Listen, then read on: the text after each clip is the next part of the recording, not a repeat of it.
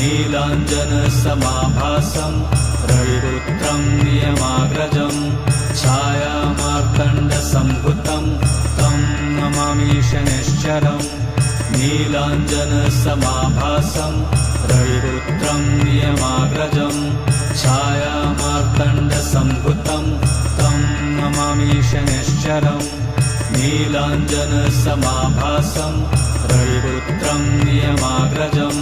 छायामार्तण्डसम्भुतं तं नमामि शनैश्चरम्